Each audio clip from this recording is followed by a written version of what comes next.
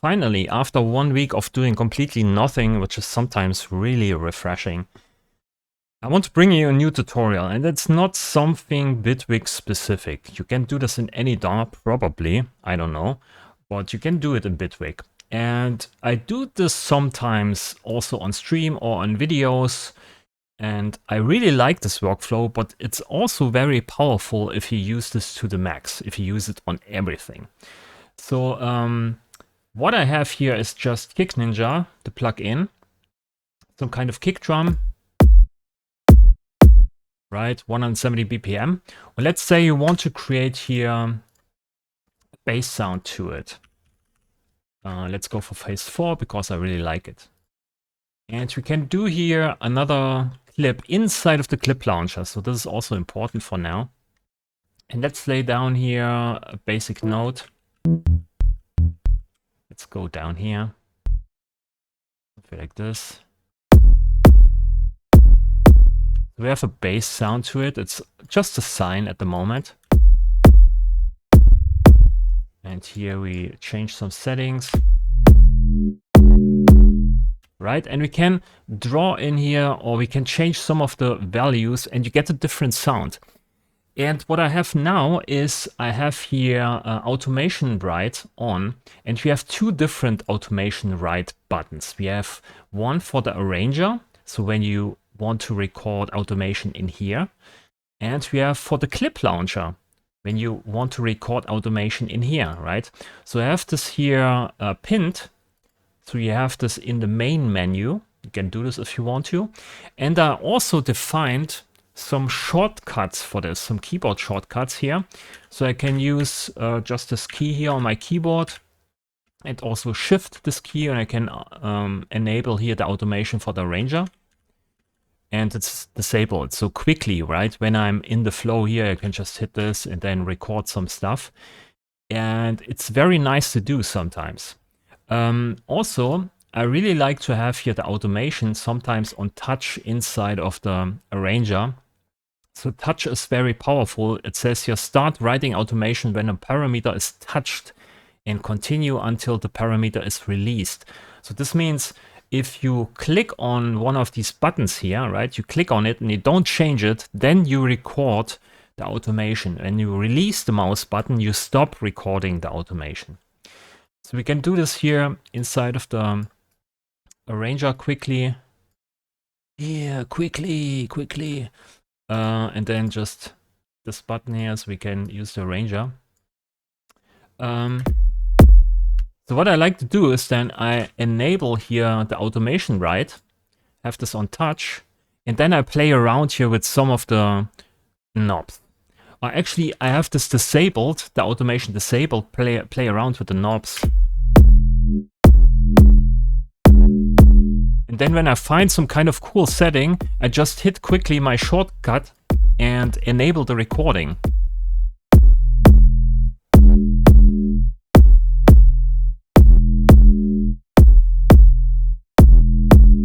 And then I just, use the same shortcut and disable the recording, and then it switches back to playback. So I have now also already recorded here an automation for this knob.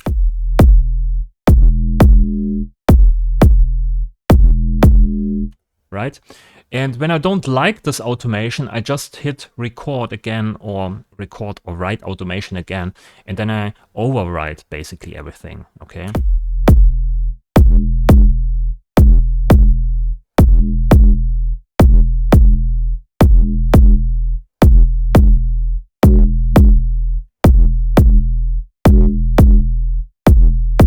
Something like this.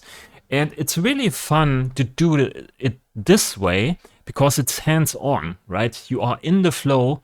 You don't need to open up here any of these panels and search for the right parameter, draw something in. You stay in the flow, you hear your loop playing, and then you play around with these knobs, and then you just record these movements on the fly with your mouse.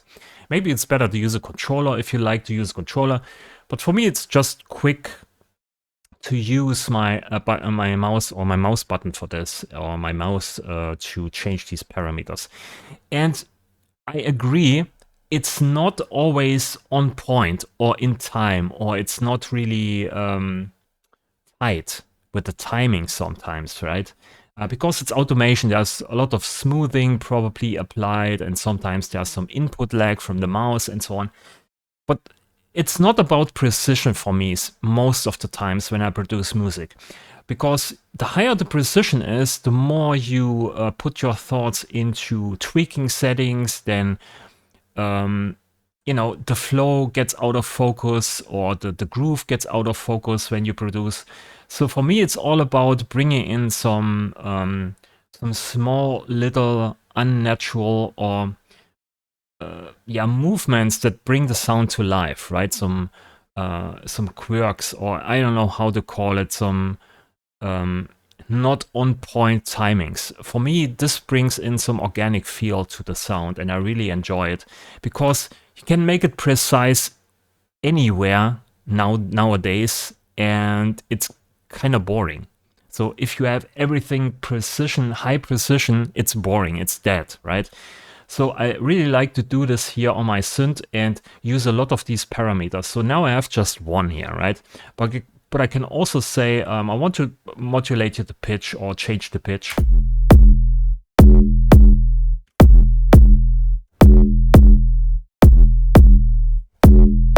You see, I just quickly press record here and then change the parameter, and then I flip back to the initial pitch.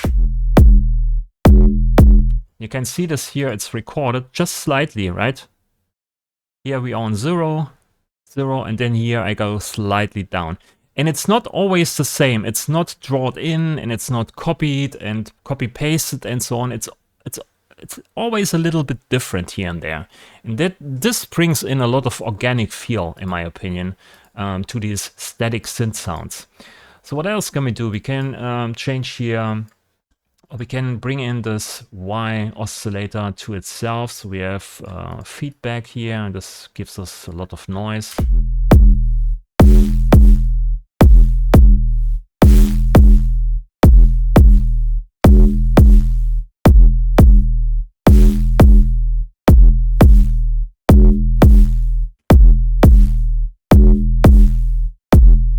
Okay, we can also switch this here to 0 voices, monophonic, because it's a bass sound, right? And then we can do something else. Let me see.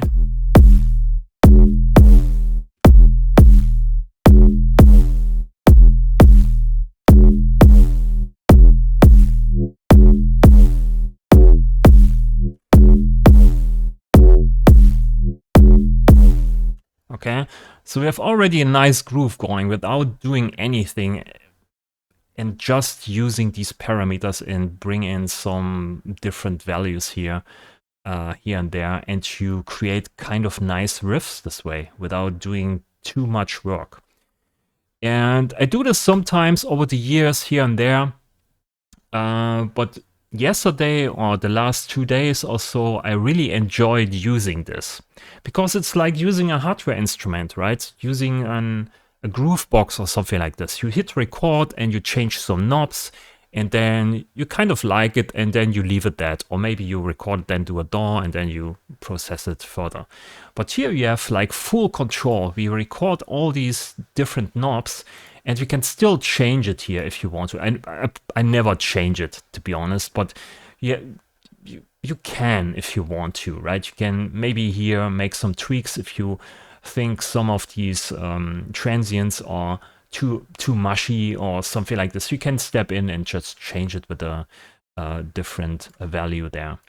Okay, we can also do this, of course, here for some effects. So I really enjoy on bass sounds here an EQ5, right?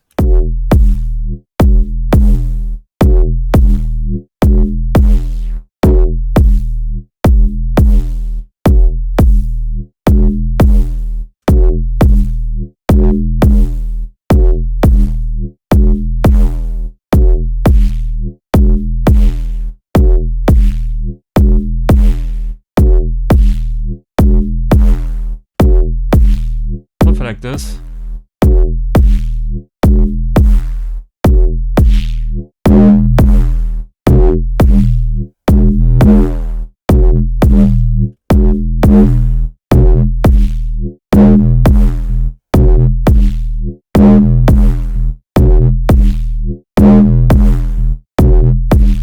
Okay, so here we can also bring in a filter, let's say filter plus.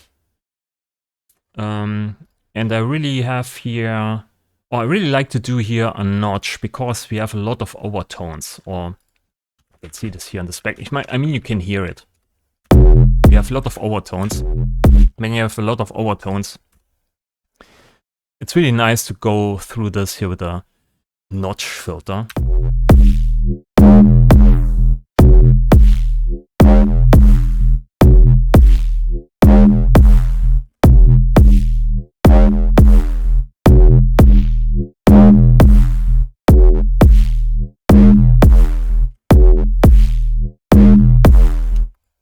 Something like this. Maybe an FX2 here, split at 300 Hertz, and then at the top we use here a blur to have some all pass or some small delays here on the left, on the right side, bring in a bit of stereo feel. Right, something like this. And then we can use convolution reverb here. And then we have here a lot of reverb, but we don't want to use this all the time. So here there's a gap right from the bass. So let's bring in the reverb only there.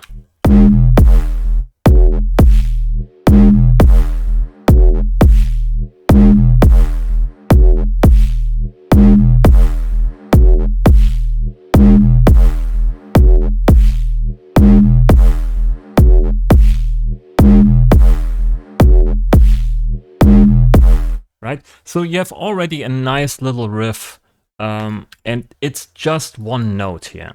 One note and 2 bass drums. And the rest is just automation on a phase 4 and a bit of effects.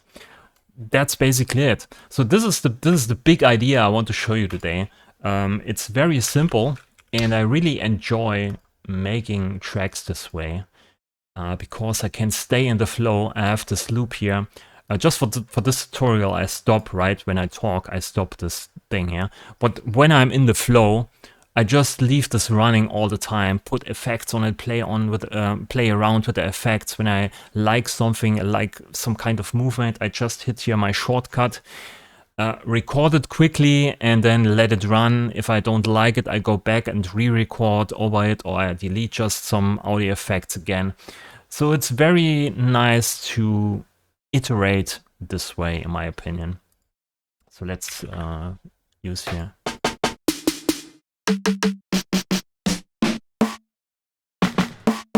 Let's use this one, why not? Some kind of hi-hat.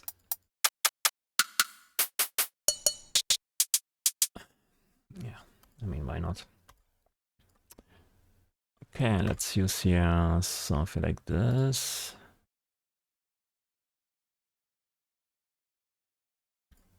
Is this cool?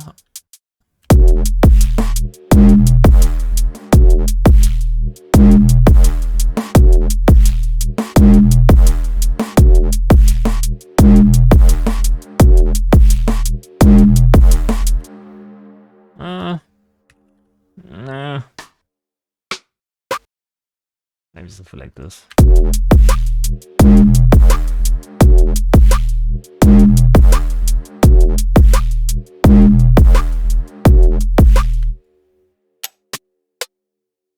Maybe a small little sound here.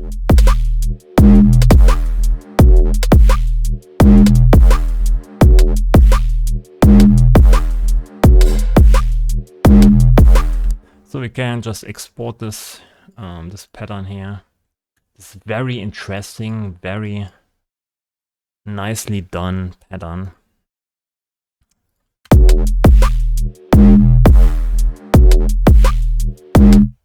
So here I want to have this removed.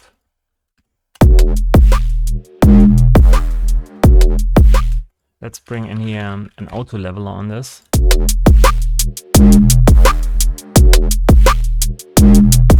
Also here we can do the same trick with the convolution reverb maybe, or maybe with the frequency shifter in here.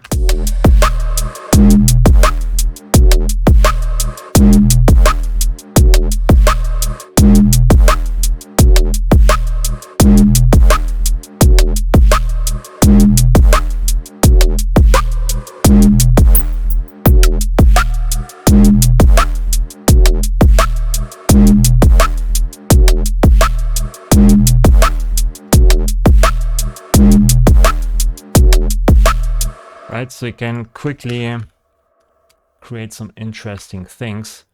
Maybe on this here, you can also use a slow machine. And you can do this, of course, also with VSTs, right? So VSTs also support automation. And like I said, it's not something you can do only in Bitwig. It's possible in every DAW. And so this way, you don't need to use modulators all the time. And yeah, like I said, I don't care for the timing. I really like when when the timing is off. I really enjoy when the timing is off most of the times, because you can hear it on all these kinds of productions all the time, that everything is completely on the one. It's completely on the grid, right? And that's boring over time. You want to have some inaccurate things in there.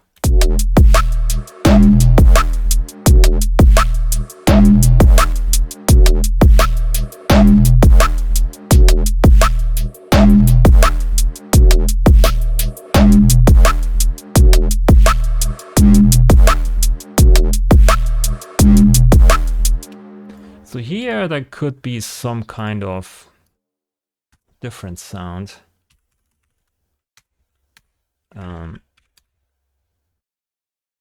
Let's do something quickly here. What's that? Here.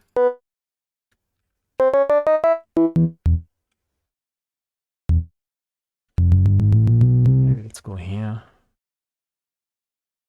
Sine. Also a bit of noise. We also need here mono. That's a bit.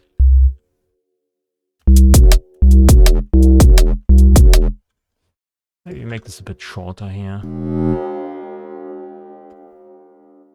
Just for the fun. Yeah.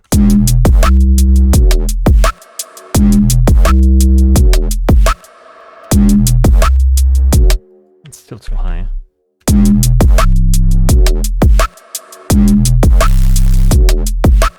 Let's bring in here an LFO. Classic LFO. And here I just leave it running completely free. Again, I showed this probably in a lot of tutorials that I don't like here the timing settings for bass sounds. It's not like I don't like timing settings at all. Sometimes they are really helpful, but if you want to have a nice feel, a nice groove, you need to set this here manually, in my opinion. So let's use this here. Oh, that's bipolar.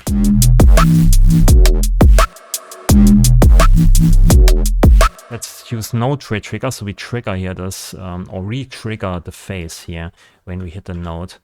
So again, we can now record this here. Right, and we have a slight movement here in the LFO in there.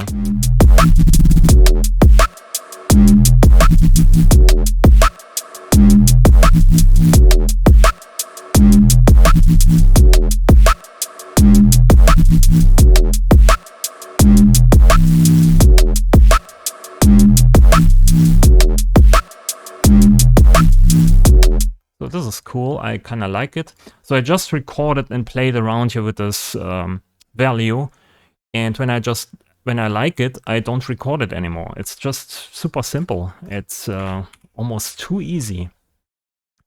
Let's go for an EQ5 again here. Do the same trick again.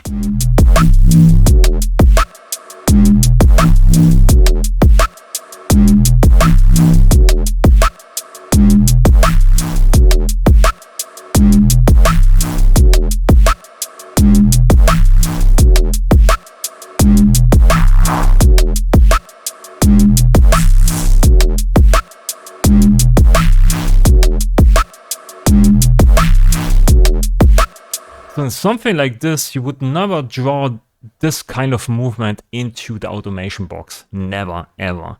You only do this with this kind of movement or with this kind of recording. Filter on there.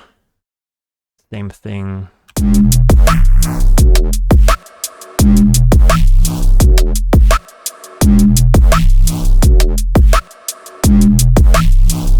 Okay, so this is kind of cool, but you don't want to have it all the time. So we clone this over here, right? And here, all we have to do is we re-record or we override this here in this position, right? So we go back in here and we hit play.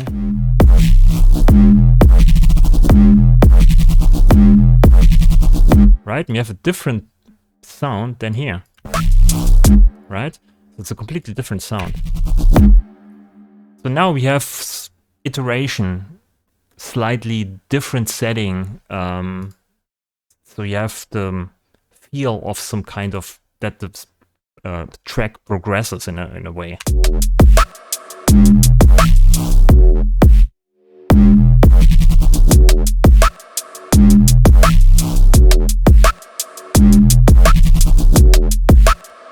Okay, let's try out here the pitch with this.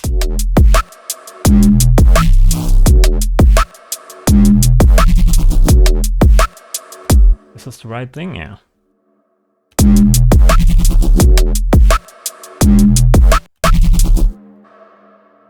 Okay, let me see.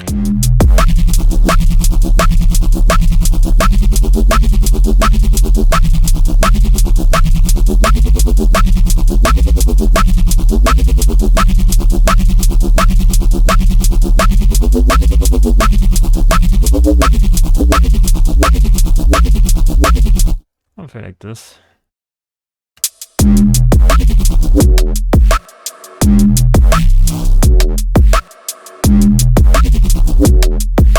Right? Easy peasy, super fun, in my opinion, best thing ever. Brings back so much joy.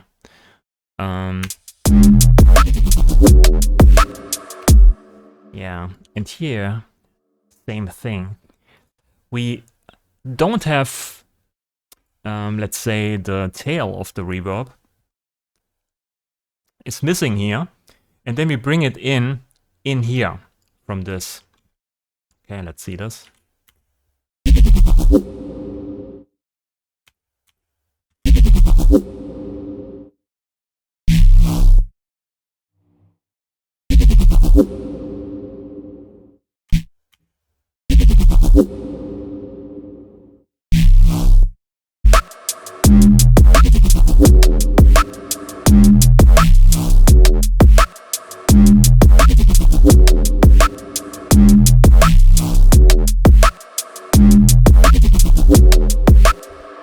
And the same thing with synths. So let's use here Polymer.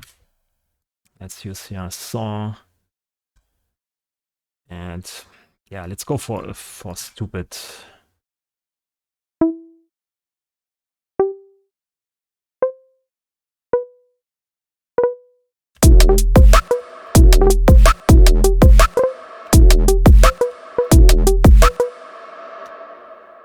For this.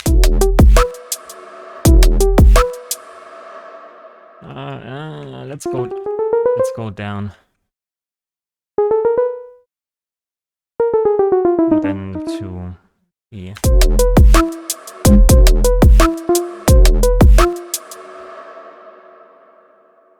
This line. You can do the same thing here, just record.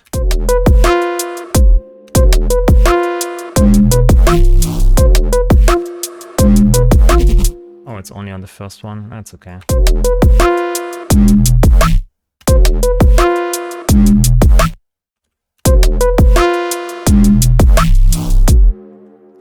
Well, maybe you're the tuning 16.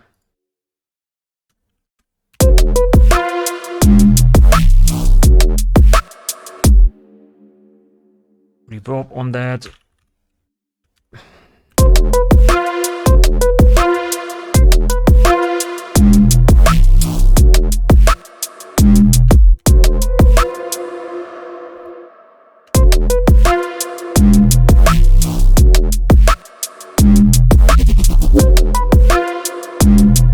Maybe frequency shift on that too.